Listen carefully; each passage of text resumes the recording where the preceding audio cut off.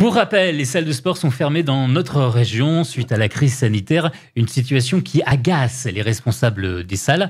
On en parle avec Patrick Mazereau, le PDG du groupe L'Appart Fitness. Bonjour. Oui, bonjour Loïc. Vous êtes aussi coprésident du syndicat numéro 1 du Fitness France Active qui a engagé aux côtés de nombreuses salles un référé liberté pour ordonner la réouverture des salles. Dans la région, aujourd'hui, des salles de sport sont fermées. C'est l'incompréhension qui domine pour vous. Et où est-ce que vous en êtes en ce moment ?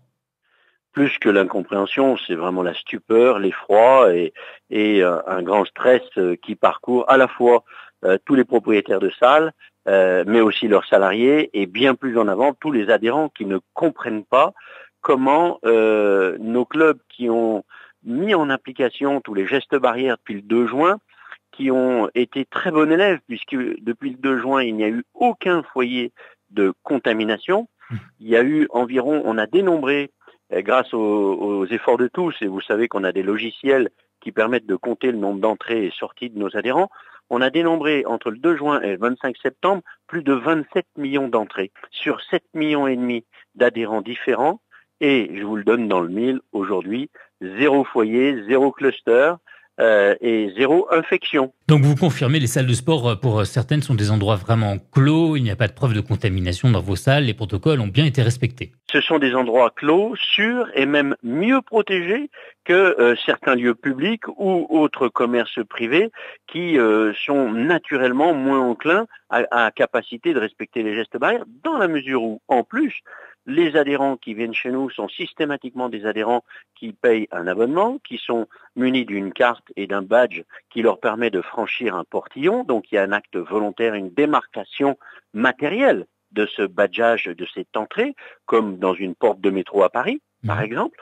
Et nous avons mis en place, tous les confrères, les 4700 clubs, les gestes barrières avec la distanciation, c'est-à-dire qu'en gros, nous avons quasiment enlevé un appareil de muscu sur 2 ou un appareil de cardio-training sur 2, et nous avons pratiquement divisé le nombre de places en salle de cours collectif par 2.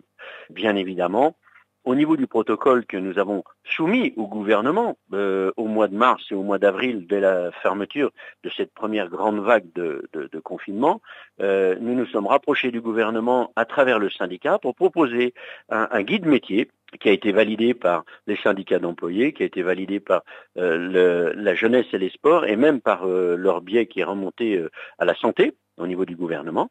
Et ce protocole très strict a été mis en place dans nos établissements. Nous ont garanti pour nos salariés, pour nos adhérents et pour tout un chacun une absolue transparence des gestes barrières qui a permis aucune contamination et aucune circulation du virus. On est en ligne avec Patrick Mazereau, le PDG du groupe L'Appart Fitness. Combien d'adhérents avez-vous perdu pendant les 2 mois de confinement au printemps ? Alors, la globalité de la profession, et on est à peu près dans le même trend que la profession, donc il y a sur la France 4700 établissements. Il y en a 1700 qui sont dans notre syndicat France Active, mais qui représentent pratiquement la moitié du chiffre d'affaires, puisque toutes les grandes têtes de réseau, entre guillemets, sont dans le syndicat. On estime que la moyenne des pertes à fin août était de l'ordre de 30%. C'est-à-dire que nous avons perdu, en gros, en moyenne, 30% de notre chiffre d'affaires, mécaniquement, de nos adhérents. Avec des pertes et du chômage partiel, évidemment. Alors sur la première vague, nous avons tous mis en place des PGE, obtenu du chômage partiel, pas toujours dans les bons délais, on nous promettait des relais de trésorerie rapides. Pour ma part, il a fallu attendre 3 mois avant que le chômage partiel nous soit remboursé, donc nous avons fait l'effort de trésorerie pendant 3 mois sur l'intégralité de nos 230 salariés, et là nous sommes pris en pleine recrudescence d'abonnements. Le mois de septembre, tout le monde avait fait des gros efforts de marketing, de communication. On était dans la rassurance auprès de nos adhérents, ceux qui s'étaient déjà entraînés, mais ceux qui allaient être parrainés par les gens pour les bonnes résolutions du mois de septembre. Tout le monde a fait une première quinzaine de septembre raisonnable, c'est-à-dire que le marché, le métier, l'image de marque du fitness était positivement bien prise par tous les Français qui, sortis de confinement, avaient vraiment envie de se remettre au sport.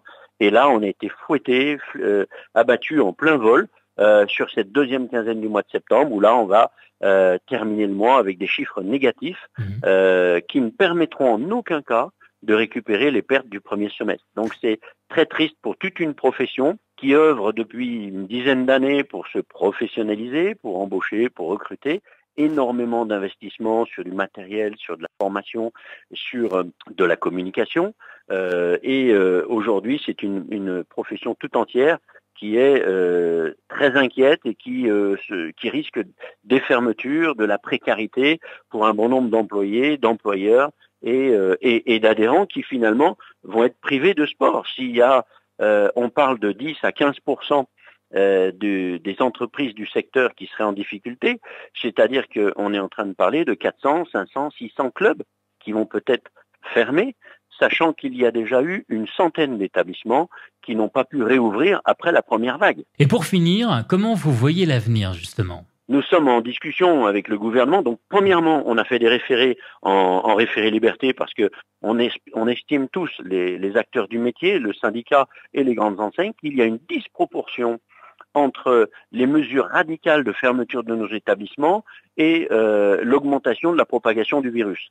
Les taux d'incidence sont entre 180 et 250 sur le grand public, malheureusement, pour 100 000 personnes. Dans nos établissements, on est entre 0,5 et 1 maximum cas de positifs, mais positifs sains, pour 100 000. Donc on est 200 fois inférieur aux taux qui ont fait prendre les mesures au gouvernement. Mais malheureusement, le gouvernement n'a pas fait la part des choses entre le sport associatif ou festif qui peut emmener vers une troisième mi-temps. J'ai été au rugby, au volley, et on le sait pertinemment que je suis un fan de sport associatif, mais le sport privé que nous représentons s'est donné plus de moyens et n'a pas du tout fait l'objet de contamination. Merci Patrice Mazereau pour ces explications. Merci à vous Loïc.